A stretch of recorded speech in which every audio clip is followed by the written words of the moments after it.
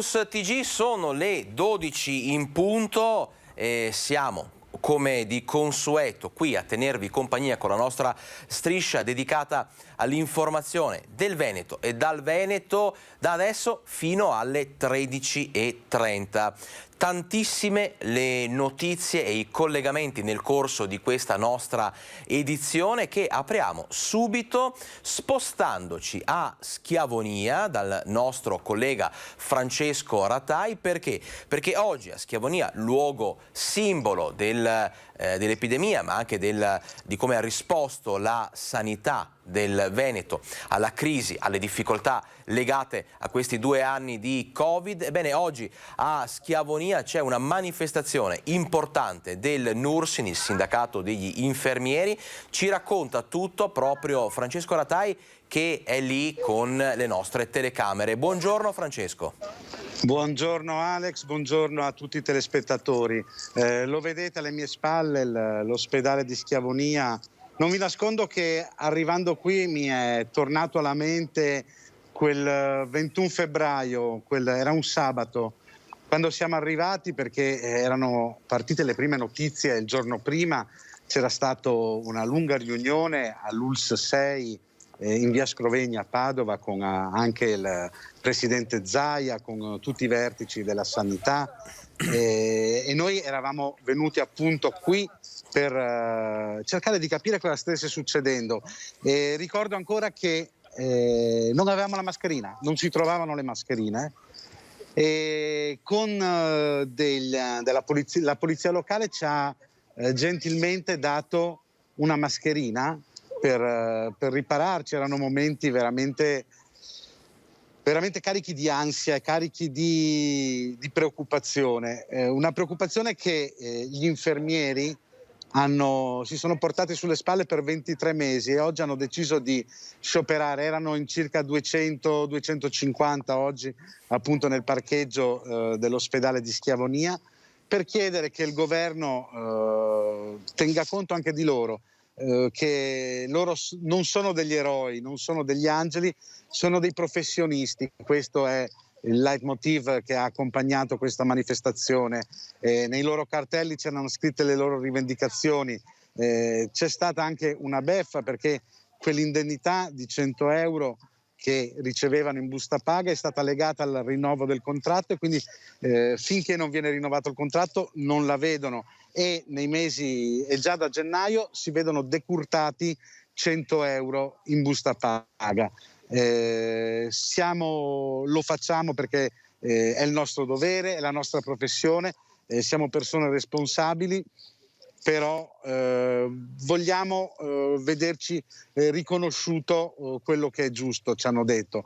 Abbiamo parlato anche con Diego, un infermiere vicentino, che ci raccontava di essere stato nominato Cavaliere del Lavoro con le onoreficenze. Lui dice: io sono stato nominato a nome di tutto il reparto, in quel momento ero io il caposala, ma questa è un'onoreficenza che va a tutti i miei colleghi. Lui dice: è giusto, mi fa piacere questo riconoscimento, però ora non lasciateci soli. Roma non ci lasci soli, il governo non ci lasci soli, perché sono 23 mesi che noi stiamo lavorando.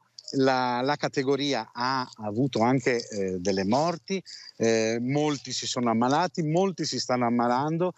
Sappiamo anche della difficoltà che c'è a trovare personale con queste competenze, perché ricordiamolo, gli infermieri hanno una formazione, hanno delle competenze che ogni giorno portano in corsia. Non è facile fare questo lavoro e vogliamo che ci sia riconosciuto. A tal proposito, so che anche a Schiavonia si è parlato e si continua a parlare anche della situazione legata all'ospedale San Bassiano, ai problemi dell'ULSS 7 Pedemontana, perché proprio al San Bassiano alcune scelte del direttore generale Carlo Bramezza, direttore generale dell'ULSS 7 Pedemontana, hanno proprio messo in grande difficoltà gli infermieri. Pensiamo alla decisione di appunto adibire un infermiere infermiere alla guida di un'automedica, privando insomma in questo modo il paziente, il cittadino diciamo in difficoltà, di avere al suo fianco proprio una figura qualificata come quella dell'infermiere. E mi permetto di dire anche, insomma, so che il Nursind e insomma tutti coloro che considerano gli infermieri i veri eroi, gli infermieri, i medici, i veri eroi di questa pandemia, so che hanno ricordato con poco piacere anche l'uscita un po' infelice del sindaco di Bassano, Elena Pavan, che chiedeva proprio agli infermieri di rimboccarsi le maniche. Parlerete e avete parlato, immagino, anche di questo. Esattamente, abbiamo parlato anche di questo con i vertici del sindacato, ma anche con i semplici infermieri che ci hanno detto che se la situazione non cambierà, la manifestazione di oggi si sposterà proprio davanti al San Bassiano, all'ULSS 7, perché quello che ci dicono è che manca proprio il dialogo con la dirigenza. Se non c'è dialogo non si va avanti. Questo è un sentire comune, ma che racconta la verità dei fatti. Ci hanno appunto confermato che se la situazione non cambierà, se il disordine che c'è non verrà messo in ordine, e loro sono pronti a scendere in piazza anche a Bassano. Un'infermiera proprio dell'ULSS 7 ci diceva: io adesso faccio questo lavoro, sono contenta, amo questo lavoro, non so se continuerò a farlo perché le condizioni non me lo permettono. C'è molto anche sconforto per quello che sta succedendo, soprattutto in questa ULSS, il fatto che un infermiere venga assegnato il compito di guidare un'ambulanza. Mi sembra palese a tutti quanti l'incongruenza di questo gesto, incongruenza che anche i sindacati hanno sottolineato e hanno più volte rimarcato che la situazione deve cambiare, deve esserci un dialogo, deve aprirsi un tavolo di confronto su queste tematiche e sulle altre tematiche che governano l'azienda numero 7. Tutto molto chiaro, Francesco Ratai, ti ringrazio per il tuo collegamento, ti lascio al tuo lavoro. Grazie a voi per la tua testimonianza. Rientriamo in studio e continuiamo a parlare di sanità in questa prima parte del nostro focus di oggi. Sono le 12.07, vi ho promesso che vi terremo compagnia, vi terremo informati fino alle 13.30. Ebbene, continuano, rimaniamo a parlare, come vi dicevo, di sanità, ad arrivare decine, centinaia di segnalazioni di disservizi, di problemi, di disorganizzazione. Per quello che riguarda l'ULSS 7 Pedemontana, noi abbiamo raccolto l'ennesima testimonianza di un paziente oncologico. Guardate cosa ci ha detto. Arrivano in redazione come un fiume in piena le segnalazioni dei cittadini sull'ULSS 7 e su episodi vissuti come esempi di disorganizzazione. Il signor Fabio, che vive nel Bassanese, dopo aver subito un intervento per un tumore alla prostata, ogni anno fa 2 visite di controllo, visite eseguite sempre a San Bassiano, 2 passi da casa. Fin qui nulla di strano, ma in questi giorni ci racconta delle numerose telefonate per fissare la consueta visita di controllo. Da quest'anno mi ha risposto il centralino che prenota le visite di controllo urologiche si fanno a Sant'Orso. Allora io dico, tra l'altro, sono principalmente le persone anziane che hanno avuto problemi di tumore alla prostata, per il 90% per la maggior parte. E ho provato a ritelefonare, mi dice però di aspettare se per caso ho riprovato a telefonare dopo un mese e ancora mi darebbero a Sant'Orso a maggio. E così, dopo aver riprovato più volte, su consiglio dell'operatore, una visita a Sant'Orso per maggio è il meglio che ha potuto ottenere. Alto punto critico è quello che riguarda le visite oculistiche di controllo, e anche su questo il nostro telespettatore non capisce la risposta che gli è stata data. Le visite oculistiche, se sei fortunato, trovi a Marostica, ma per la maggior parte mi ha risposto o Thiene o Schio. Tutto diventa più grave quando parliamo di sofferenza, di persone malate, che quindi meritano massima attenzione e rispetto, di anziani, giovani, categorie più fragili, insomma. Per loro la priorità dei vertici dell'ULSS deve essere proteggerle, assisterle, facilitare il loro rapporto con la sanità. Io mi domando la sanità che il Veneto ha deciso di accentrare, ha deciso che non servono più i controlli e la gente si arrangia o se lo fa privatamente. Nulla contro il personale del call center, sottolinea il nostro telespettatore Fabio. Il personale evidentemente risponde alle direttive dell'UL7 e del suo direttore generale Carlo Bramezza. La risposta è gentile, la signorina è gentile, poi dice non posso fare niente, queste sono le disposizioni. Le visite urologiche di controllo si fanno a Sant'Orso. Le visite di oculistica si fanno Tiene, Schio e se fortunato a Marostica. Aspetterò, tanto la visita è fissata per maggio. Oggi mi ha risposto, provi a telefonare il prossimo mese e vedere se per caso hanno cambiato e lo fanno a Bassano. Tempo, disagi, soprattutto chilometri che a Fabio e a tutti gli altri cittadini come lui, vista la loro situazione debole, bisogna evitare. Ma se fino all'anno scorso si faceva a Bassano, cosa è cambiato? Mi domando, ma dove è andata la sanità del Veneto? E dov'è il privilegio di avere una sanità eccellente, dove sta andando? È quasi ora di pranzo, quindi sapete che noi qui a Focus TG parliamo di menù del giorno, menù dell'informazione. Prima di andare in pubblicità vi anticipo un collegamento da Treviso per un caso di tentato femminicidio. Veramente tanta cronaca, tanta attualità. Continueremo a parlare di sanità, poi uno spazio dedicato alla giornata della memoria che è stata ieri, quindi andremo a rivivere le emozioni toccanti indubbiamente delle varie celebrazioni che ci sono state in giro per il Veneto. Insomma, tanto di cui parlare. A fra 2 minuti.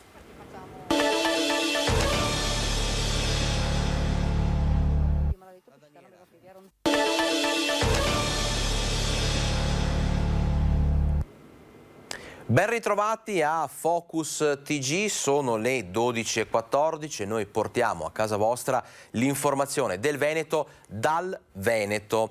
Come vi avevo annunciato prima del break pubblicitario, ci colleghiamo con la nostra collega Daniela Sizia che è a Mogliano Veneto per tutti gli aggiornamenti su un caso di tentato femminicidio. Abbiamo tutti gli sviluppi. Daniela, a te la linea.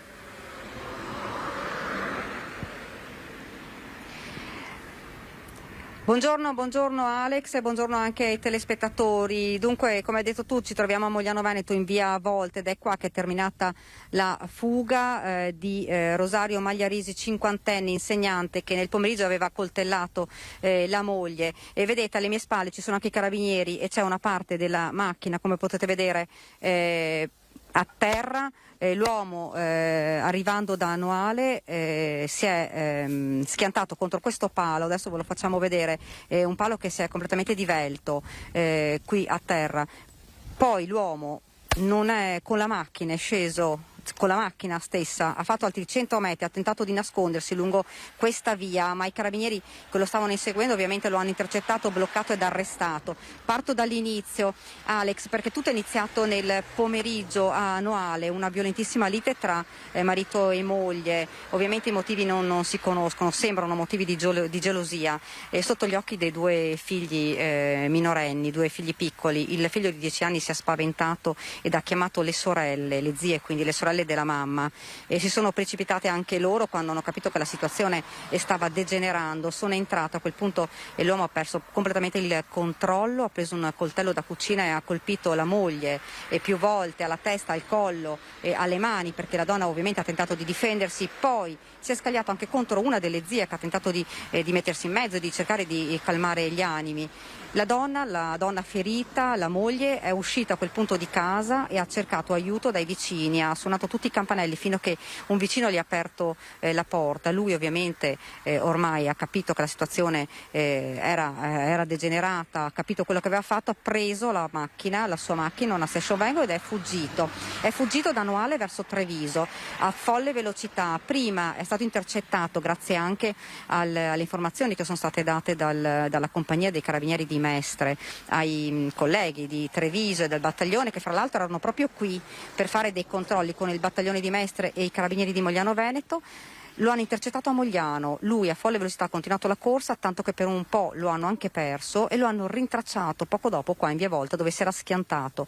Quando lo hanno arrestato nella macchina hanno trovato il coltello insanguinato che aveva utilizzato per colpire la donna. È stato portato ovviamente in caserma a Treviso, è stato interrogato nella notte, è in stato di fermo per tentato omicidio e lesioni. Ovviamente adesso ci sono indagini per capire cosa sia successo. Per il momento sembra che non ci fossero nemmeno grandi lite tra i due coniugi, ma ovviamente questi saranno gli accertamenti e le indagini dei carabinieri.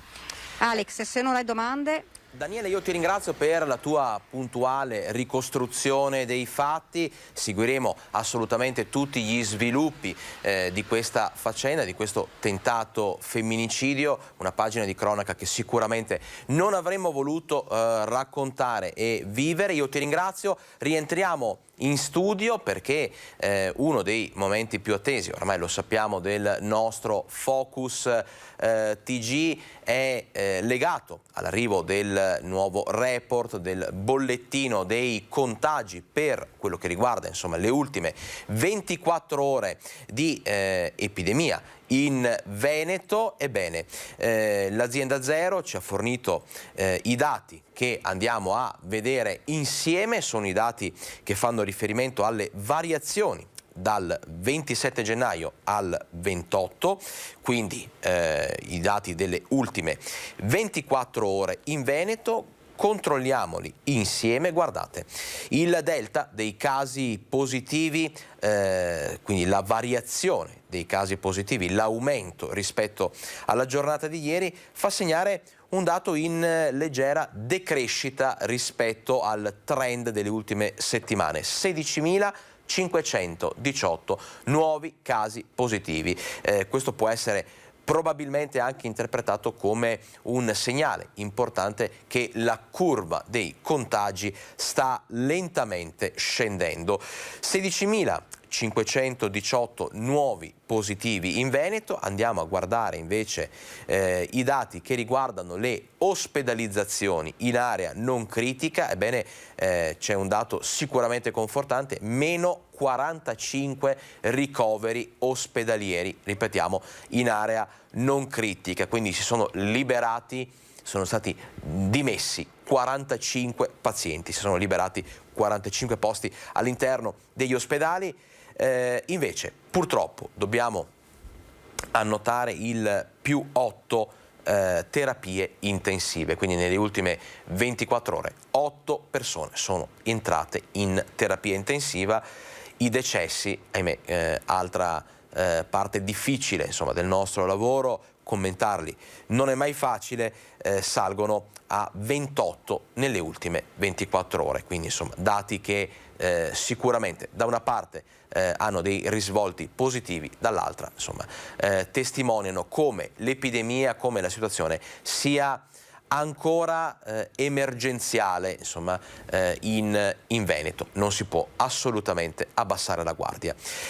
Come sempre nel nostro Focus TG c'è un ping pong, riusciamo ad azzerare le distanze grazie ai nostri collegamenti live, grazie alla tecnologia che ci permette insomma di, come dico sempre, portare a casa vostra l'informazione del Veneto, da tutto il Veneto. E allora noi adesso ci spostiamo dal nostro studio a Padova, dove abbiamo la nostra collega Chiara Gaiani che è pronta per farci un po' il quadro della situazione e raccontarci le ultime novità da Padova. Ben trovata Chiara. Buongiorno Alex e buongiorno a tutti i telespettatori. Sì, mi vedevi un po' distratta perché grazie al collega Federico Cibotto che è con me stavamo osservando come ci sono gli agenti della Polizia Locale di Padova che forse insomma hanno individuato una persona e l'hanno caricata in macchina, perché noi ci troviamo in una zona particolare della città. Questo è Corso del Popolo, sempre con l'aiuto di Federico Cibotto. Vi faccio vedere sullo sfondo dietro di me, potete vedere la stazione dei treni. Eccola, mentre dall'altra parte si va verso il centro della città. Perché ci troviamo qui? Perché siamo appena usciti da Azienda Zero, dalla sede di Azienda Zero. L'azienda sapete che è il braccio operativo della sanità regionale del Veneto, dove il direttore generale Luciano Flor ha fatto il punto della situazione. Un messaggio forte da Luciano Flor va all'indirizzo dei medici di medicina generale di due sigle che sono esattamente SNAMI e adesso trovo anche la seconda sigla, comunque di una parte di un gruppo di medici di medicina generale che hanno annunciato uno sciopero informatico di 3 giorni, ha chiesto una responsabilità, non è arrivata nessuna ancora formalizzazione di queste possibili giornate di sciopero, ma Luciano Flor si è rivolto a loro in questo momento delicatissimo che tutta la regione sta vivendo, perché ovviamente si continui a dare quella che è l'assistenza più importante ai nostri cittadini, soprattutto sul fronte delle emergenze della pandemia che stiamo vivendo, evidenziando un dato sulla mole di tamponi che vengono fatti ogni giorno in Veneto. Solo il 3% vengono fatti negli studi dei medici di medicina generale o dei pediatri di libera scelta. Addirittura purtroppo in Veneto 4 pediatri su 10 non si sono detti disponibili a vaccinare. Sappiamo quanto la vaccinazione dei bambini tra i 5 e gli 11 anni sia importante in questo momento in cui il coronavirus sta interessando soprattutto i più piccoli. E dato fresco di oggi, appena aggiornato proprio dal direttore Flor, sono 12.000 in questo momento le classi in quarantena in tutta la regione, con tutte le ricadute possibili e immaginabili nell'organizzazione della famiglia. La maggior parte di questi bambini che sono a casa sono positivi asintomatici e quindi insomma anche il direttore Flor appoggia e invoca una revisione delle regole. Nel frattempo le regole sono queste.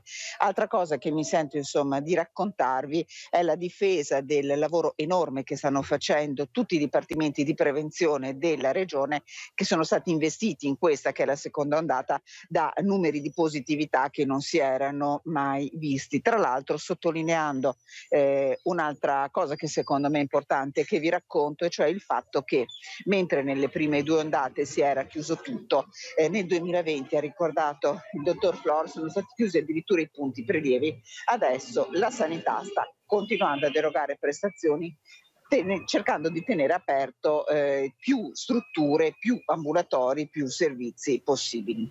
Assolutamente Chiara.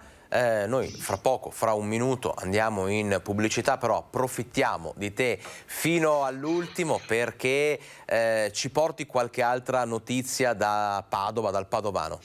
Sì, diciamo che Padova si è svegliata questa mattina con un nuovo candidato sindaco, una candidatura veramente annunciata nell'aria da mesi. Francesco Peghin, imprenditore, ha annunciato che correrà contro quello che è sicuramente il suo competitor maggiore, il sindaco Sergio Giordani, l'attuale sindaco della città di Padova. Amministrative 2022 quindi vedono scendere diciamo nell'arena due grossi nomi. Da una parte Sergio Giordani, appoggiato dal centro-sinistra, ieri incassato anche l'appoggio di Coalizione Civica, dall'altra Francesco Peghin, che per ora è una candidatura di tipo civico, ma sappiamo insomma che dietro a Francesco Peghin c'è anche il centrodestra, un centrodestra e in particolar modo il socio di maggioranza di questa compagine, la Lega, che deve far fronte insomma a vari dissapori interni. Noi vi racconteremo tutto nelle edizioni di questa sera. E noi sicuramente seguiremo anche la pagina politica di Padova. Ringraziamo Chiara Gaiani e Federico Cibotto per il loro puntuale, preciso collegamento. Noi, come vi dicevo, lanciamo adesso un piccolo break pubblicitario, poi torniamo qui con tanti altri collegamenti, tante notizie, insomma, non mancate.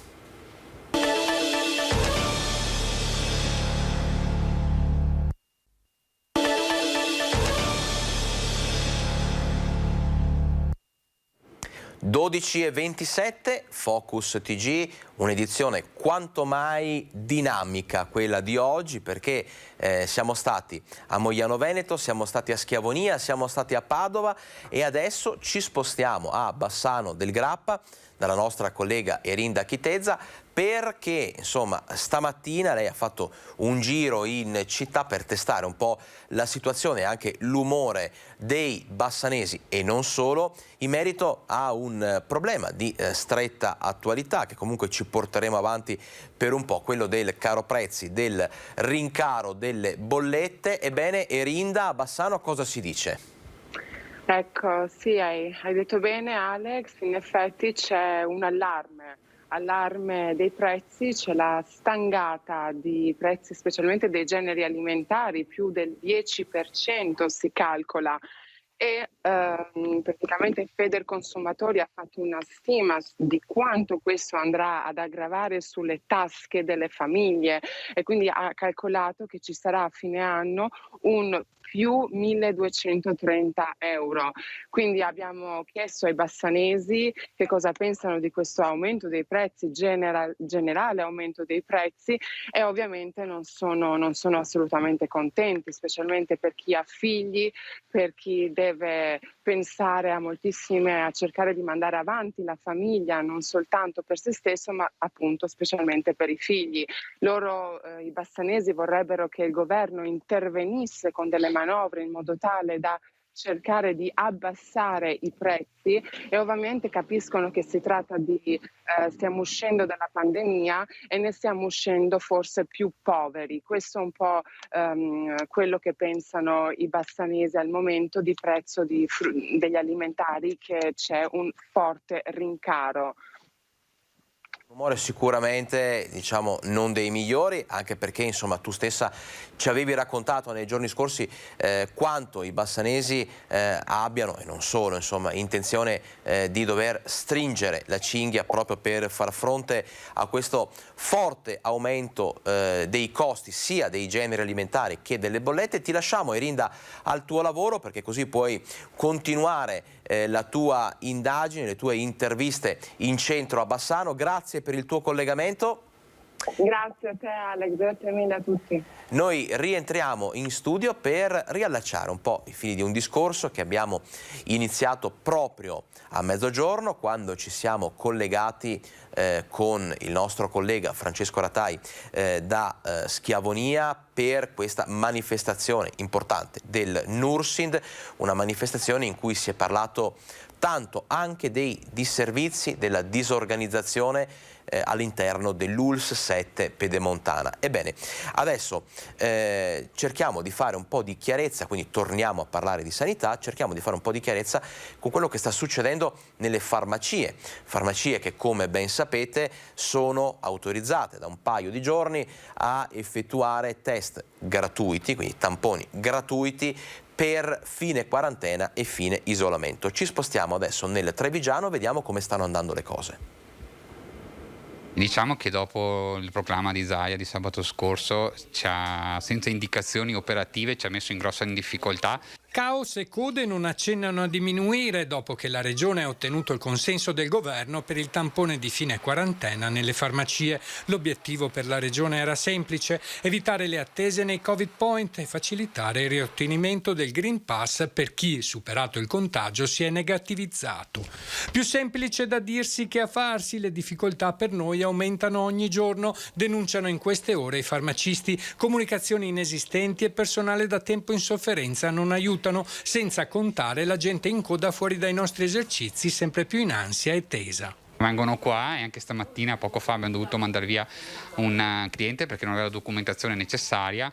E ripeto, anche noi siamo qua di ora in ora che riceviamo delle comunicazioni discordanti su quello che dobbiamo richiedere alle varie persone per fare un fine isolamento, per fare un fine quarantena, e ci stiamo mettendo veramente in difficoltà già dopo mesi veramente intensi. Per la Regione il tampone di fine quarantena si può eseguire anche con la ricetta elettronica o la comunicazione del medico di base o del pediatra, per i farmacisti invece solo con la prenotazione del SISP. La confusione regna sovrana. Vengono con delle ricette da parte del medico che però a tutt'oggi noi non possiamo accettare, perché queste sono indicazioni che ci hanno dato ieri sera. Potenzialmente le farmacie sono pronte, ma di fatto i nodi da sciogliere sono ancora molti. I farmacisti chiedono chiarezza da parte della Regione. Quello che noi chiediamo è che tutto venga concertato con dei tempi diversi, che non veniamo catapultati in qualcosa che non conosciamo in tempi brevissimi.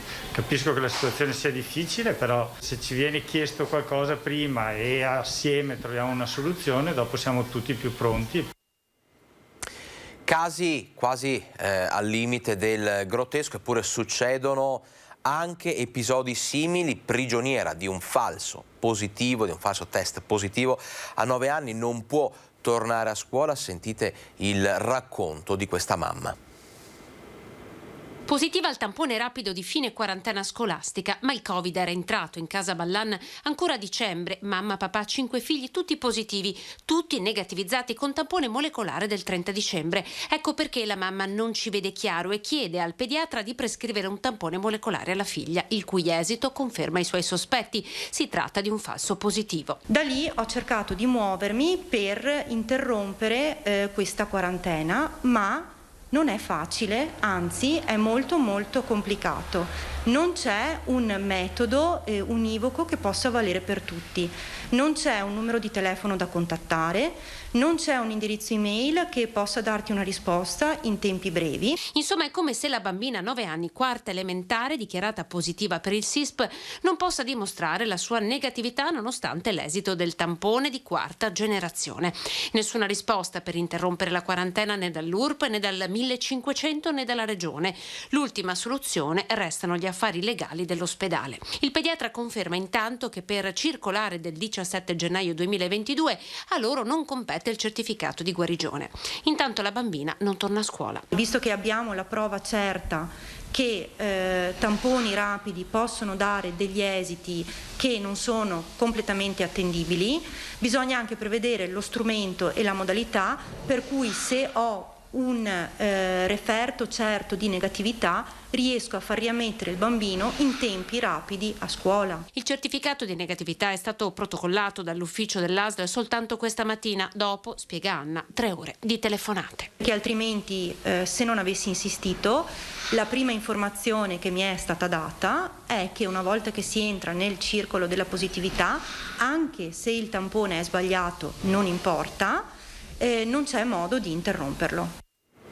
Restiamo nel Trevigiano perché sono 25.000, pensate, gli studenti della provincia di Treviso alle prese con le conseguenze del Covid e oltre 3.200 le classi coinvolte. Vediamo. Scende leggermente la curva dei contagi come la pressione ospedaliera. Anche nella Marca il quadro è simile a quello regionale, seppure il numero complessivo dei positivi continui ad essere molto elevato. I casi positivi stanno scendendo, chiaro, molto più lentamente, soprattutto legato al fatto che il 31% dei positivi che abbiamo in provincia sono tutti minori, cioè tutti i ragazzi che frequentano le scuole e che quindi sono sostanzialmente asintomatici, ma però danno comunque un numero elevato di casi positivi. 3.276 le classi nelle quali il virus è entrato, per un totale di circa 25.000 studenti coinvolti tra isolamenti, quarantene e monitoraggi. E proprio il fronte delle vaccinazioni dei più piccoli è quello che sta assistendo ad una vistosa frenata, vuoi anche per l'alto numero di bambini positivi o in quarantena.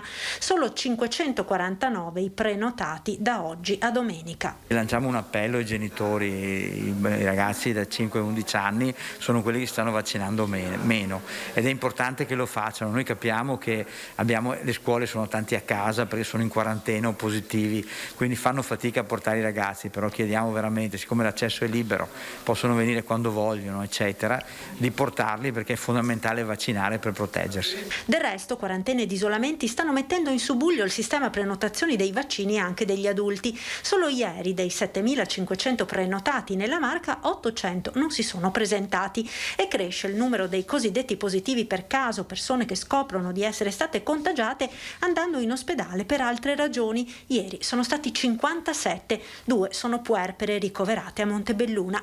Sul fronte tamponi è attiva la prenotazione sul portale dell'ULS. Ai Covid Point si accede con appuntamento dalle 8 alle 14, ad accesso libero solo il pomeriggio dalle 14 in poi. Dal 1 febbraio alle farmacie si aggiungeranno per i tamponi gratuiti anche la casa di cura Giovanni XXIII di Monastiere. Monastere, il centro di medicina di Conegliano e Vittorio Veneto. 500 a Monastere e circa 200 al centro di medicina di Vittorio Veneto e Conegliano, in modo tale da coprire delle aree che oggi sono ancora in difficoltà per quanto riguarda soprattutto le scuole, e quindi sgravare i Covid point. Chiudiamo la pagina dedicata al Covid, dedicata alla sanità, prima di andare in pubblicità, rileggendo insieme, visto che insomma siete in tanti che ce lo chiedete, il bollettino, il report di Azienda Zero con gli ultimi aggiornamenti relativi alle ultime 24 ore di Covid, di epidemia in Veneto. Ebbene, guardiamolo insieme, gli episodi di casi positivi in più rispetto alla giornata di ieri sono 16.518, come abbiamo commentato poco fa, un dato che fa segnare un leggero calo rispetto ai picchi delle scorse settimane. 16.518 i nuovi positivi dunque nelle ultime 24 ore in Veneto. Andiamo a vedere i dati che invece riguardano le ospedalizzazioni. In area non critica c'è un numero sicuramente incoraggiante che ci strappa un po' di ottimismo, un sorriso, meno 45 ricoveri ospedalieri in area non critica, vuol dire quindi 45 persone che sono state dimesse dall'ospedale, e poi abbiamo 8 nuove terapie intensive e purtroppo, queste sono le terapie intensive, e purtroppo 28 decessi nelle ultime 24 ore. Adesso andiamo in pubblicità, torniamo fra pochissimo. Di cosa parliamo? Andiamo a rivivere le emozioni toccanti, perché è giusto riviverle per non dimenticare le emozioni toccanti di tutte le celebrazioni che si sono svolte nel nostro territorio in merito alla giornata della memoria. A fra poco.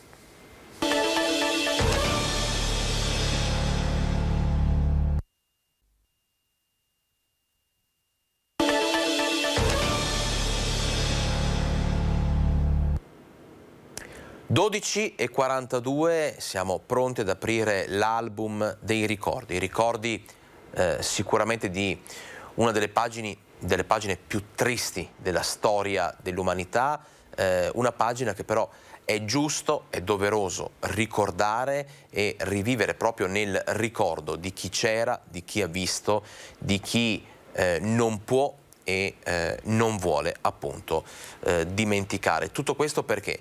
Perché dagli errori del passato si può costruire un futuro migliore. In questo caso si deve costruire un futuro migliore. Stiamo parlando chiaramente di ciò che riguarda la Shoah, l'Olocausto e le celebrazioni della giornata della memoria che si sono svolte ieri in tutto il nostro territorio.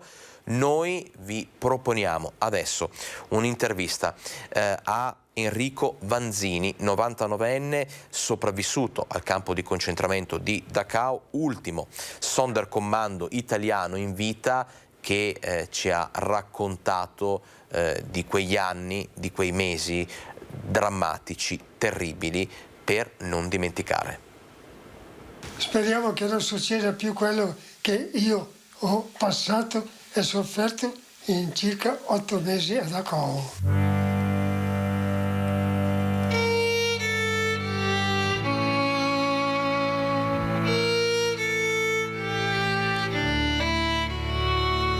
Questo è l'augurio al mondo di Enrico Vanzini, parole ferme che scivolano commosse sul foglio bianco ma che risuonano struggenti come il ricordo che porta sulle spalle. Enrico, 99 anni, classe 1992, è l'ultimo Sonderkommando italiano, ma soprattutto uno dei pochi sopravvissuti ai campi di concentramento nazisti ancora in vita. I pensieri erano tanti, vero, ma tante volte non bisognava pensare troppo, perché dopo nella testa c'era un cumulo di cose che non sapevi più come fare. È entrato a Dachau nel 1944, campo di sterminio tedesco, dove persero la vita 41.500 persone e dove Enrico, come tutti gli altri prigionieri, perse anche il suo nome. Mi portano fuori, mi hanno dato il numero, 123.343. Questo è un numero che porterà sempre nella sua memoria, insieme ad altri drammatici ricordi. C'erano magari 20, 30, 50 morti che erano già magari 5-6 giorni che erano là. Non tutti ce la facevano e quelli che non ce la facevano più vedevano che sì, andavano giù, andavano là e dicevano vieni fin là, no, che ti do un altro lavoro. Invece cosa facevano? Gli sparavano alla testa perché non erano più capaci di far nulla. 8 mesi passati nel campo del terrore, con l'unico pensiero di sopravvivere alla morte, nulla di più.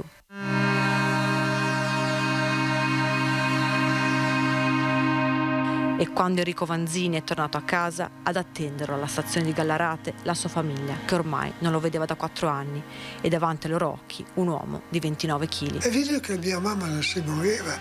Ho detto, mamma, vieni, vedi, il Dio mi ha dato la gioia, ho sempre detto, Signore, dammi la gioia di vedervi e me l'ha data. Quindi no, vedi, no, mi ha fatto questa grazia. No, e allora lei mi guarda e mi dice, ma tu non sei mica mio figlio? Mamma mia, io ho sentito una cosa dentro di me, l'ho cominciato a premere, ho detto, ma mia mamma non mi conosce? Allora ho cominciato a piangere.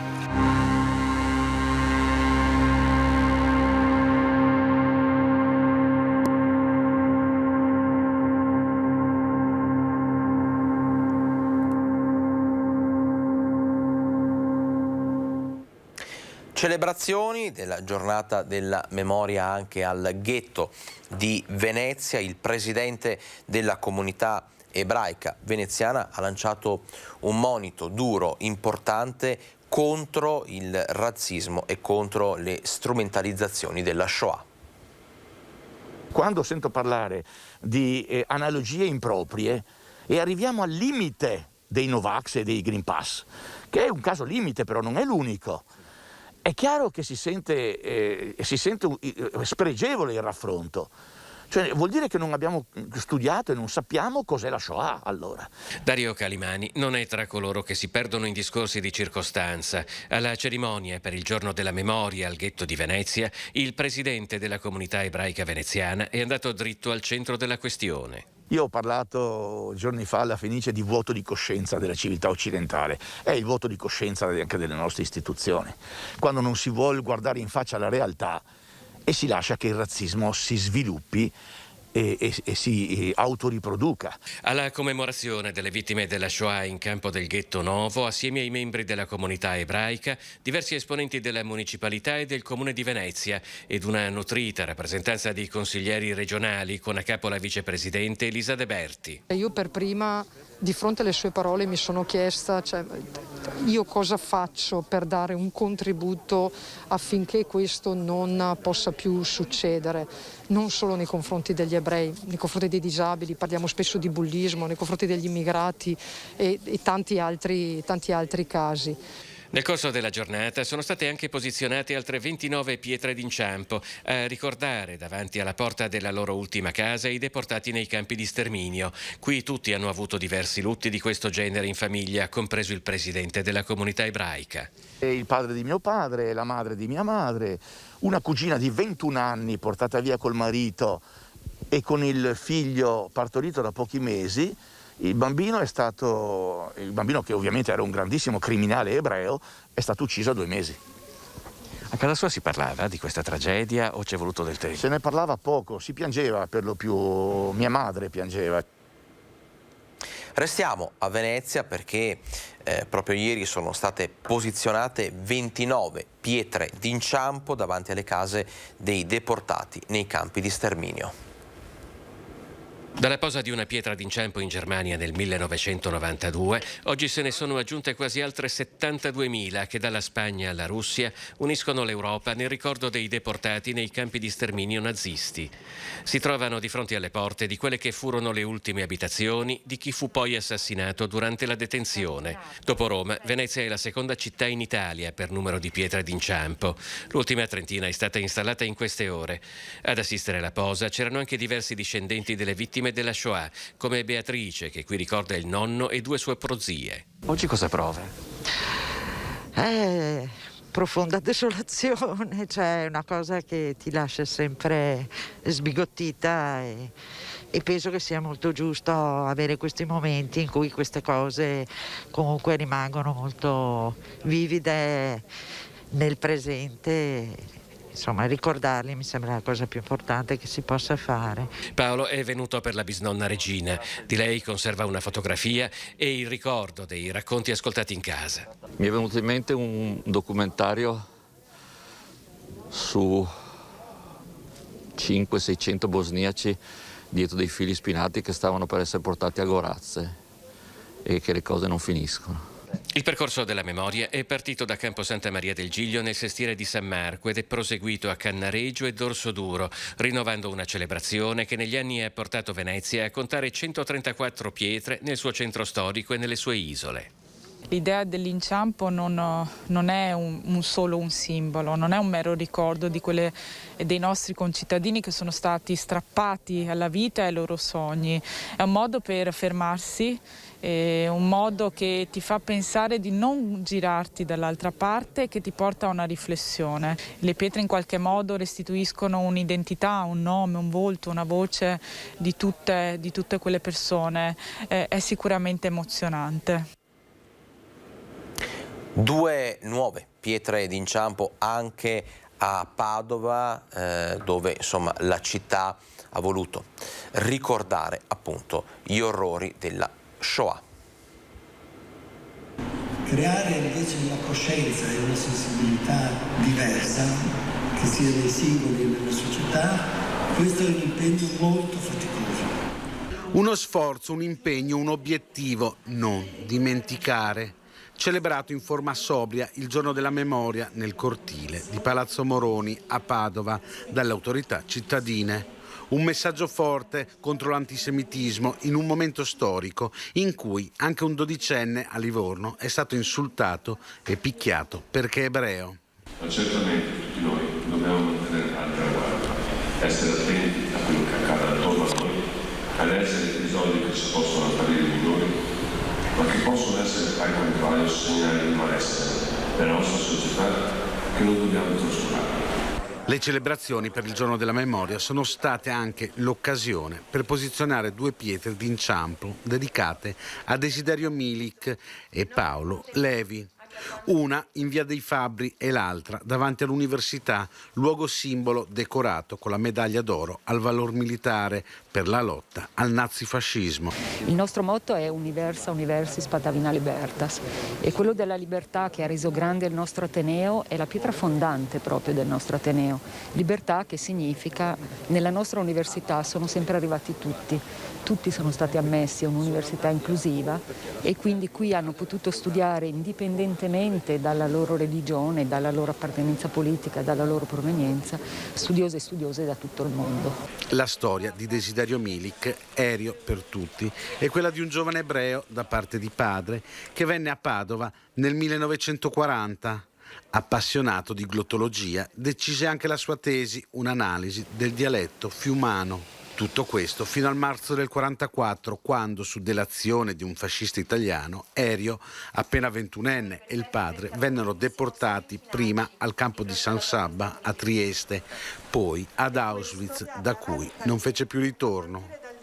A Padova oggi c'era anche il nipote di Erio, figlio della sorella, che solo per un caso si salvò dal rastrellamento nazista e che per lunghi anni non parlò di questa vicenda. Quindi quando è tornata a casa ha trovato i domestici in lacrime, distrutti, perché erano arrivati i nazisti a prelevare, avevano prelevato suo fratello e suo papà.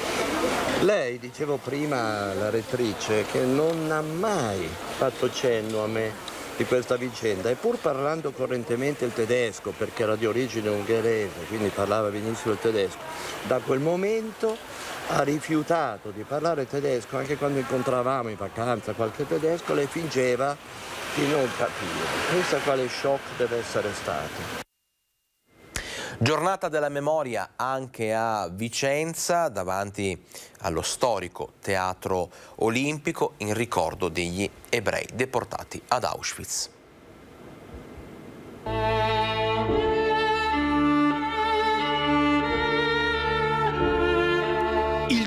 della memoria, per non dimenticare, perché senza un legame col passato si perdono le redini del futuro. Ricordare, innanzitutto col silenzio. Un minuto senza parole, perché non ce n'è mai abbastanza per rievocare una tragedia come quella dello sterminio del popolo ebraico nei lager nazisti. Vicenza celebra la giornata della memoria in uno dei luoghi della storia della città del Palladio, davanti al Teatro Olimpico, accanto alla lapide in ricordo degli ebrei deportati da Vicenza ad Auschwitz, là dove oggi viene deposta una corona d'alloro. Onore ai martiri di una storia cattiva, per non dimenticare che un 27 gennaio di tanti anni fa, era il 1945, vennero aperte le porte dell'inferno, le porte del campo di sterminio di Auschwitz, vennero liberati i superstiti e per la prima volta il mondo prese coscienza del dramma della Shoah e dell'Olocausto. Tutto accadde sulla stessa terra in cui viviamo oggi, in questo pezzo di mondo che chiamiamo Occidente, società del diritto, civiltà. Certo, da allora, perché non si ripetano altre Shoah, passi avanti ne abbiamo fatti, ma per non tornare mai più indietro bisogna ricordare, e per questo servono giorni come quello di oggi, il giorno della memoria.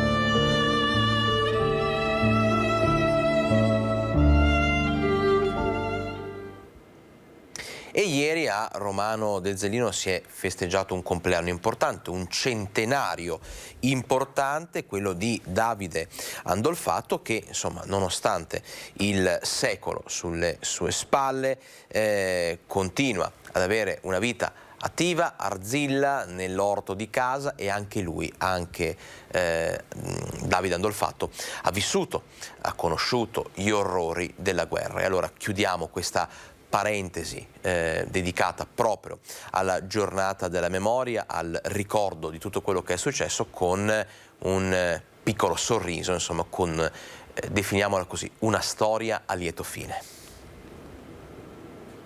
100 anni! Auguri! Auguri! mi ha portato quanto ti pesa.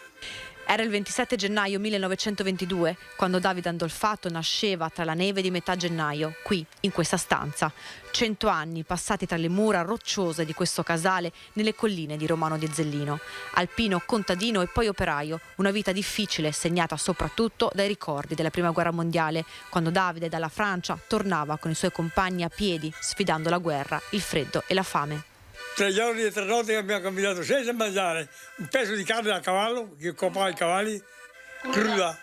Ma in questi 100 anni la vita ha riservato anche tante gioie al signor Andolfatto, in primis lei, Palmira, sposata 71 anni fa, madre dei suoi 6 figli. Figli, nipoti, c'è sempre qualcuno, un via vai di gente che per loro è la loro gioia, insomma, perché non sono mai da soli. E tra gli auguri della famiglia, dei compagni alpini, anche quello del sindaco di Romano De Zellino.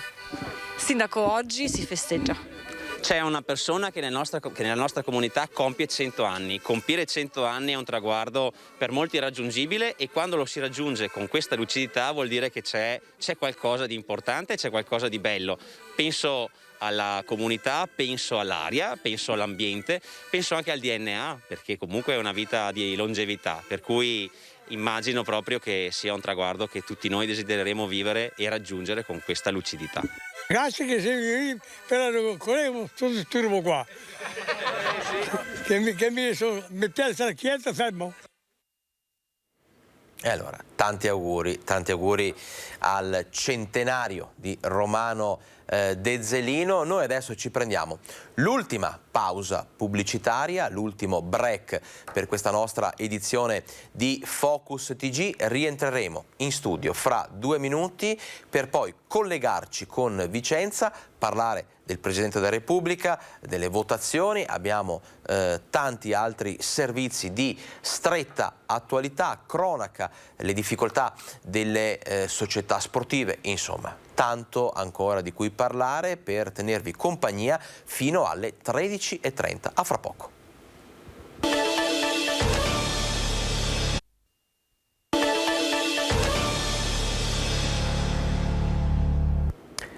Focus TG, sono le 13:01, questo vuol dire che abbiamo quasi mezz'ora da trascorrere ancora insieme, come vi dicevo, con tanti collegamenti, con tante notizie, con tante curiosità. E allora spostiamoci subito dal nostro studio a Vicenza, dove vedo collegato il nostro collega Daniele Garbin. Daniele, ben trovato, che cosa ci racconti di bello?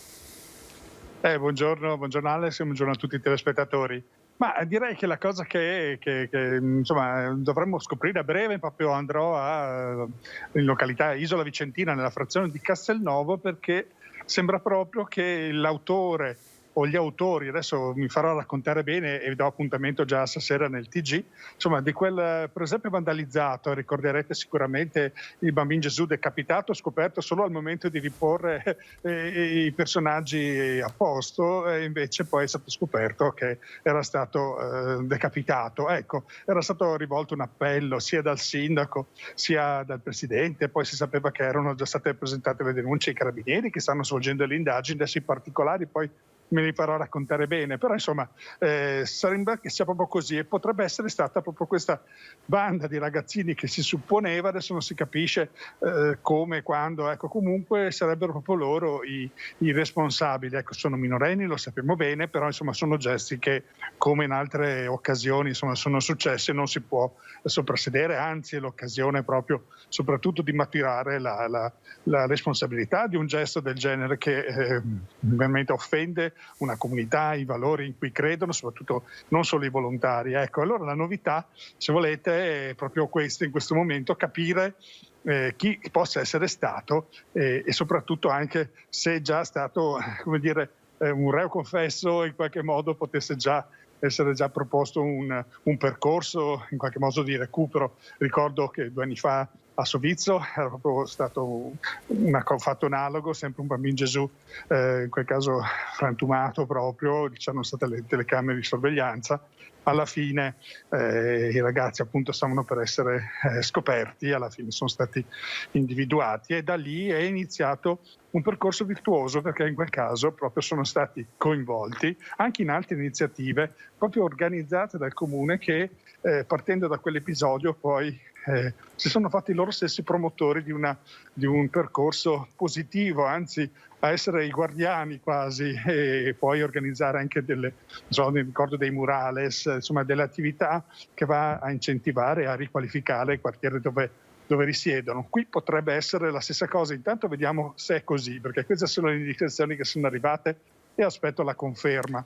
E poi, allora Daniele, noi ti lasciamo al tuo lavoro in modo che tu possa avere poi un quadro preciso della situazione e raccontarcelo nel corso delle poi successive edizioni dedicate all'informazione. Grazie Daniele Garbin per il tuo collegamento da Vicenza. Noi ti salutiamo, rientriamo in studio semplicemente per fare poi adesso un salto un po' più lontano da Vicenza. Andiamo a Roma, chiedo alla regia di agevolarci nel mandare in onda il contributo che ci ha inviato, un video che ci ha inviato proprio pochi secondi fa l'onorevole Germano Racchella, che sappiamo tutti essere un parlamentare, si trova a Roma per la votazione, per le votazioni insomma, del nuovo Presidente della Repubblica. E allora ecco gli ultimi aggiornamenti proprio in base alle indicazioni ricevute questa mattina. Vediamo. Sono qui in Piazza del Parlamento per il 5° giorno di votazioni per l'elezione del Presidente della Repubblica. Da oggi iniziamo con le 2 votazioni al giorno. Il nostro Matteo Salvini e tutto il centrodestra stanno lavorando per dare all'Italia un Presidente che sia il Presidente di tutti e soprattutto che rappresenti lo spirito che il Paese dovrà avere d'ora in avanti. Risolutezza, basta perdite di tempo, basta no dal centro-sinistra. Oggi noi del centrodestra votiamo per la senatrice Casellati, un nome di altissimo livello, con personalità, apprezzata a livello nazionale e internazionale, ma soprattutto è veneta. Una donna dell'istituzione al Quirinale, un onore votarla. E da Veneto vorrei già essere al lavoro per risolvere i problemi del mio territorio, per dare voce a chi come noi veneti ha tanto da dire perché vuole fare tanto. Le sfide non ci spaventano di sicuro. La politica che piace a noi, che piace ai cittadini, è una politica attiva. Spero che a Roma questo lo capiscano in fretta. E allora questo era il messaggio proprio di pochi minuti fa che ci ha inviato l'onorevole Germano Rachella. Ma che cosa ne pensano i cittadini di quello che sta succedendo in queste ore a Roma, di questo tempo, di queste giornate fra schede bianche, nomi improponibili, insomma, e il tempo passa, il nome del nuovo Presidente della Repubblica ancora non è emerso. Sentiamo da Padova che cosa ci dicono proprio i cittadini. Io preferirei la dottoressa Cartabia proprio per una questione personale di competenza. Certamente anche l'avvocato Casellati è una giurista, ma insomma il grado e i ruoli ricoperti sono differenti, quindi preferirei la Cartabia. In ogni caso sarebbe comunque un bellissimo successo per le donne, questo sì. E su Nordio invece? Nordio, io sono redigina, quindi Nordio lo conosciamo per i processi fatti. Insomma, altra persona estremamente competente, per cui sono tutti nomi che hanno penso siano in grado di ricoprire quel ruolo con onore e meriti. È triste come situazione, nel senso il ruolo della politica sta perdendo la sua posizione in qualche modo, quindi penso che anche dai giovani sia appunto perdendo il ruolo che può avere anche per noi. Che sono tutti dei matti, non posso dire altro, che mi vergogno in questo momento che si comportino così, perché avrebbero dovuto pensarci prima. La Casellati come la vede, che è uno dei nomi che circola? Sì, io la conosco anche. Non lo so, divide invece che purtroppo, perché non la vogliono, se no sarebbe stata una donna anche, nonostante che è qualcosa di così, ma sarebbe stata una donna che è abbastanza bene. Non so il suo fisico, quanto la sostenga, io conoscendola. Come sempre sappiamo tutti che è un po' una vergogna tutto questo litigare, tutto questo non mettersi d'accordo per una persona che dovrebbe essere comune a tutti. Avere dei politici che in una situazione del genere, con la crisi economica che c'è, con i problemi che abbiamo noi imprenditori, facciano queste sceneggiate. Ascolti, ultima cosa, Casellati. No, guardi, io sui nomi non entro, è di Padova, ma non sono... Anche Nordio, ti piace di più? Preferirei Nordio a Casellati. Stanno andando avanti dai giorni, siamo nelle loro mani, quindi dobbiamo aspettare tutto quello che faranno loro. Tanto saranno sempre loro a decidere. E allora adesso cambiamo di nuovo argomento. Come sapete, l'ultima mezz'ora, l'ultima parte del nostro Focus TG è ancora più dinamica, perché cambiamo spesso, diciamo, argomento, ci spostiamo da una parte all'altra, tante notizie. Adesso apriamo la pagina relativa alle difficoltà che stanno vivendo, che stanno attraversando i centri sportivi, le piscine, non solo per le limitazioni Covid, non solo per il caro bollette, ma anche per alcune ripercussioni sugli utenti, perché insomma con l'aumentare dei costi il rischio concreto è quello che poi i gestori degli impianti natatori, dei centri sportivi, delle piscine siano costretti ad aumentare anche il costo degli abbonamenti, quindi proprio per i clienti, per gli utenti. Vediamo. Centri sportivi e impianti natatori. Mondi in difficoltà fin dai primi mesi della pandemia. Adesso però al Covid e alle chiusure si aggiunge la problematica del caro bollette. Un'impennata di costi che rischia di mettere definitivamente in ginocchio l'intero settore. Ci aspettavamo un rincaro, sì, del doppio, probabilmente del triplo, ma siamo arrivati al quadruplo. E non è una situazione stazionaria, infatti il caro bolletto più grave sarà poi quello del mese di gennaio. Siamo passati da 6.000 euro a 25.000 euro nel mese di dicembre. A questo si aggiunge un grandissimo abbattimento dei flussi d'utenza in impianto, oltre il meno 60% di persone all'interno delle nostre strutture. Non parlo solo come impianto bassanese, Molise, ma parlo come modello dei 65 impianti veneti. Iniziative come l'interrogazione parlamentare depositata dall'onorevole Germano Rachella sulla necessità di stanziare aiuti ai gestori di queste strutture sono un passo necessario per attivare un dialogo costruttivo col governo. Il governo ha il pallino in questo momento. Effettivamente col decreto di venerdì sono stati stanzionati 30 miliardi, una parte dovrebbe andare proprio sull'impiantistica pubblica, la stessa regione ha le mani legate a livello di budget, per cui stiamo aspettando poi le circolari operative di questi denari, anche perché la sostenibilità se no andrebbe in ricaduta alla nostra utenza. Un abbonamento mensile di nuoto dai 29 euro dovrebbe passare a 61 euro. Essere equiparati ai centri per la salute potrebbe essere un passo decisivo. È il futuro dei nostri impianti. Tenete presente che la nostra struttura gestisce tutte quelle categorie definite fragili. Dalla disabilità noi abbiamo circa 124 ragazzi, gli over 65 che con la frequenza quotidiana e l'allenamento costante evitano il farmaco e evitano tutta una serie di malattie croniche che purtroppo pesano e che stiamo vedendo da 2 anni sono diventate la vera emergenza.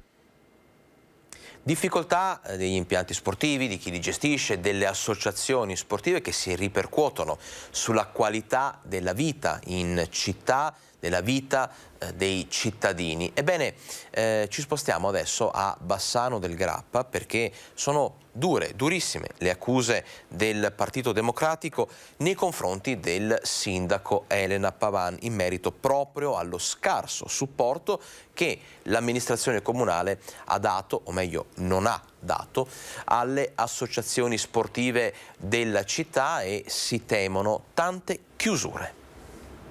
Sport in ginocchio a Bassano e non parliamo né di classifiche né di risultati. Sono mesi che dalle società cittadine arrivano richieste d'aiuto, appelli al sindaco Elena Pavan per scongiurare scenari drammatici come la chiusura delle attività che coinvolgono bambini, giovani, adulti e anziani. Abbandonare chi fa sport o peggio ancora chi promuove lo sport per garantire una vita e una salute migliore ai cittadini è un comportamento inspiegabile al di là della pandemia. Anzi, a maggior ragione durante questi mesi difficili Bassano avrebbe voluto contare su un'amministrazione più presente, più coinvolta, un'amministrazione chiamata a fare squadra e qui il tasto dolente perché fare squadra evidentemente non sembra proprio essere il punto forte di questa amministrazione. Sulla questione è intervenuto il circolo di Bassano del Grappa del Partito Democratico che non ha mancato di sottolineare come strumenti aggregativi e di confronto siano stati completamente ignorati dal sindaco Pavan.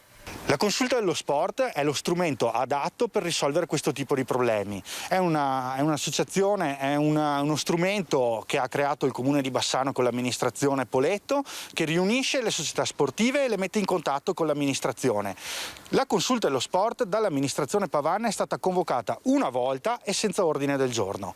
Questo non è la maniera di lavorare, questa è pigrizia e questo non può essere giustificato dal Covid perché esistono le riunioni online.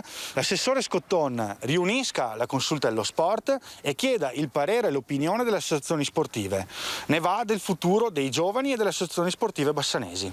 Niente condivisione per il Ponte Vecchio, per il Palladio, per il cammino UNESCO, per i progetti e i fondi del PNRR e niente gioco di squadra nemmeno per lo sport.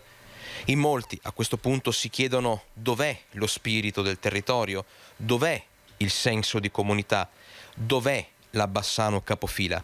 Già, dov'è? E intanto Spinea si prepara ai grandi festeggiamenti di una stagione di sport e cultura, a cominciare dal taglio del nastro, insomma guardiamo tutto nel servizio. Un avvenimento non dico atteso ma attesissimo da tutta la città e tra poco presenteremo la nostra piscina finalmente. 40 anni di attesa ora premiata. Sabato a Spinea sarà festa grande con tanto di mega schermo e l'arrivo previsto di campioni paralimpici alla stazione dei treni. L'inaugurazione partirà alle 10:30, 11 con un momento più controllato e quindi interno con le istituzioni, con gli ospiti anche sportivi, con la proprietà ovviamente. Però sarà anche pubblicata, sarà visibile all'esterno con un maxi schermo. Invece dalle 2 si aprirà ovviamente la nostra piscina a un grande open day. La piscina comunale è soltanto uno dei tanti tasselli raggiunti dal sindaco Vesnaver. Spinea insignita del titolo di Città Europea per lo Sport 2023. Già si prepara ad accogliere il ritorno per questo marzo dei campionati nazionali di pattinaggio nell'unico pattinodromo al coperto presente in tutto il nord Italia. Ricordiamo che in tutta Italia le strutture di pattinodromi coperti ce ne sono assolutamente solo 2 e una è qua a Spinea. Dallo sport alla cultura, con il comune che a giorni restituirà alla cittadinanza il cinema teatro ai bersaglieri. Stiamo lavorando proprio perché Spinea diventi prenda quello spazio all'interno anche della città metropolitana che giustamente deve avere. Acquisiamo lunedì il cinema a livello notarile, quindi in maniera ufficiale. Stiamo chiudendo la progettazione definitiva esecutiva per quanto riguarda il nuovo ecocentro e tutta una serie poi di nuovi tasselli che presenteremo più avanti anche sugli indirizzi sportivi che saranno interessantissimi per la nostra città. Adesso cronaca e sicurezza, ci spostiamo a Vicenza, lotta alla criminalità e al degrado, continuano i blitz delle forze dell'ordine.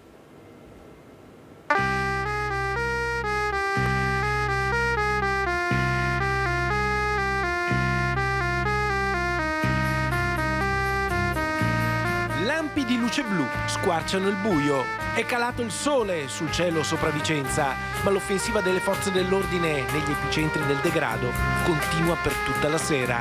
Campomarzo, le panchine dello spaccio di droga vengono cinte d'assedio dagli agenti e dai militari coordinati dal questore.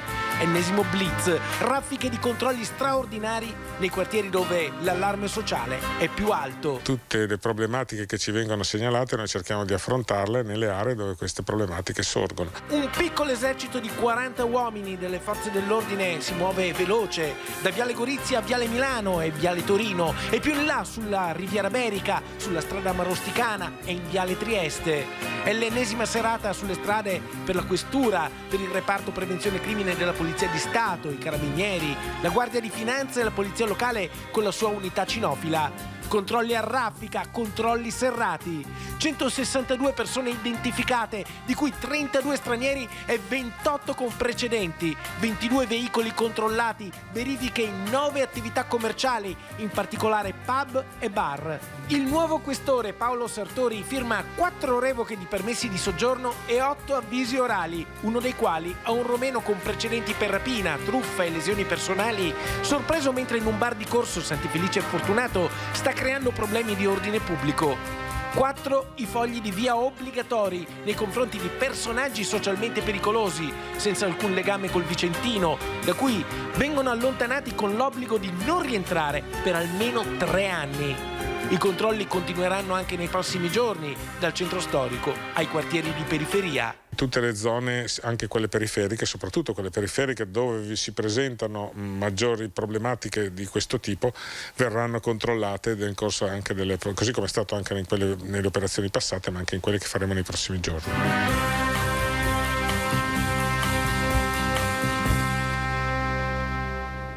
E il nuovo questore sembra proprio aver impresso un cambio di marcia significativo nella lotta al degrado. A tal proposito sentiamo cosa ne pensa, cosa dice il sindaco di Vicenza, Francesco Rucco.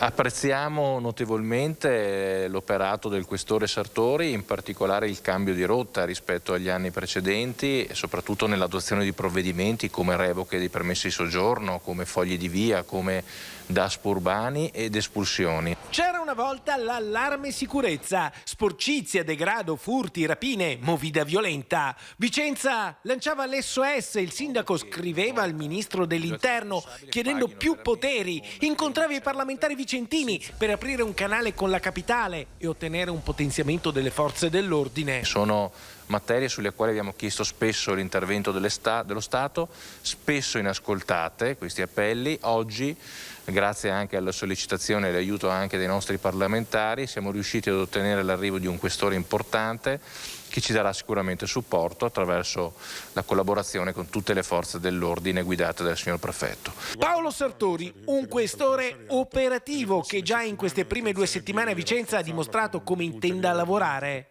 Blitz ripetuti, operazioni insistite negli epicentri del degrado. La sua è la strategia del martello pneumatico. È una strategia condivisa da questa amministrazione. Noi insistiamo molto sulle nostre azioni, spesso però gli effetti anche giuridici di certi provvedimenti non trovano soddisfazione, quindi magari qualcuno arrestato viene rimesso in libertà molto velocemente, quindi da questo punto di vista è importante battere e insistere sui provvedimenti anche di allontanamento coattivo. Allo stesso tempo ho chiesto un incontro al sottosegretario Molteni giù a Roma, al Ministero dell'Interno, per avere un rafforzamento della presenza delle forze di polizia, quindi più personale nelle caserme e nelle questure per dare supporto anche a queste azioni. Ci vogliono personale e mezzi e su questo sarà il prossimo passo sul quale stiamo lavorando. 20 milioni a Treviso, 300 al Veneto. La vittoria del presidente ANCI, del sindaco Mario Conte, si concretizza in 5 progetti, parliamo chiaramente di zona trevigiana, di Treviso, che cambieranno il volto alla città. Vediamo. Con 4-5 progetti riusciremo a dare risposta ai giovani, alle persone che cercano lavoro, alle persone in difficoltà, agli studenti, quindi una grande opportunità per rilanciare i nostri territori, per andare a cancellare quelli che erano dei buchi neri storici come la caserma Salsa. Il sindaco e presidente ANCI a cospetto del ministro lo fanno attendere per alcune ore, ma lui non molla l'osso. Alle 14:30 finalmente il colloquio che ridisegnerà il futuro anche della città. Sapevo che sarebbe stata una battaglia più grande di me, rivela fuori microfono, ma le briciole che sarebbero arrivate al Veneto e a Treviso dal PNRR erano un'umiliazione. E così arrivano 20 milioni dei 300 portati a casa, che saranno destinati a caserma Salsa, mura di Treviso, ex macello e biblioteca comunale. Per la Salsa, passata di recente dal demanio all'amministrazione, si tratta di una vera e propria rigenerazione. Ci sarà un hangar dedicato allo sport, un hangar dedicato alle start-up, uno spazio probabilmente per uno studentato, per le associazioni, un bosco urbano culturale, insomma le novità sono davvero tante. Idee chiare soprattutto per non farsi tradire dai tempi stretti, progetti già sulla carta. Cantieri entro il 2023, lavori ultimati nel 2026, anno in cui il PNRR prevede la rendicontazione. 7 milioni andranno alla caserma, 6 alla biblioteca, 6 alle mura. Dopodiché abbiamo un grande progetto di riqualificazione della biblioteca comunale che si inserisce anche nell'obiettivo Treviso città universitaria. C'è il progetto di riqualificazione delle mura cittadine, rendendole sempre più accessibili, vivibili e soprattutto a disposizione della comunità, e infine il progetto dell'ex macello, che diventerà un centro di supporto per le persone in difficoltà. L'ex macello rinasce come centro di accoglienza che avrà anche il supporto di un ambulatorio medico. E adesso con Coldiretti facciamo il punto sull'epidemia di aviaria in Veneto. Da 2 settimane in Veneto non si registrano nuovi focolai di influenza aviaria, ma il conto pagato dalle aziende a causa dell'epidemia è pesantissimo.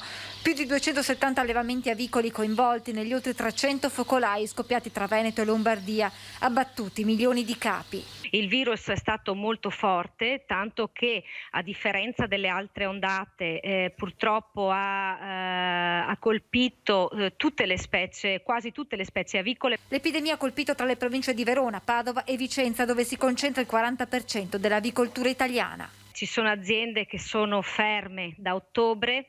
Al momento si sta pensando a una ripartenza, stiamo ripartendo dalle zone a bassa densità, quindi zona di Rovigo, le cosiddette zone verdi. Ancora troppo presto per una stima del danno economico ingentissimo, con le aziende che ora denunciano problemi di liquidità.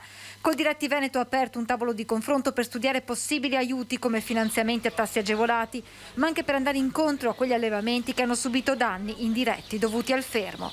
Questi aiuti purtroppo non saranno immediati, come avevo anticipato prima, purtroppo nel 2017 questi aiuti sono arrivati dopo 3 anni.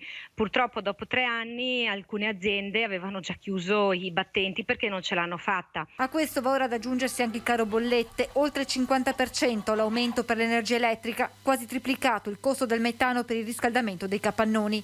In attesa di un intervento del governo, le aziende mettono in campo soluzioni tampone. Tanti si stanno praticamente mettendo insieme per fare dei gruppi d'acquisto in modo da spuntare un po' il prezzo, però più di questo non riusciamo a fare.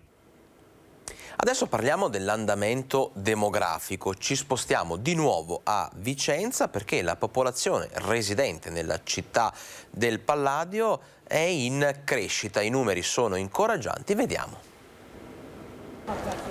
Odissea nel secondo anno di Covid. A Vicenza i dati statistici raccontano che nel 2021, con una popolazione di 111.005 cittadini, c'è una crescita di 602 abitanti rispetto all'anno precedente.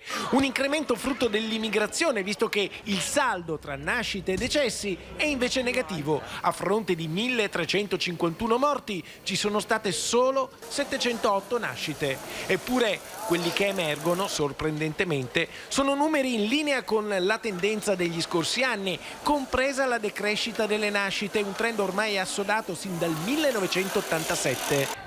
Insomma, niente di nuovo o di rivoluzionario. Il 2021 è stato un anno tutto sommato normale dal punto di vista demografico.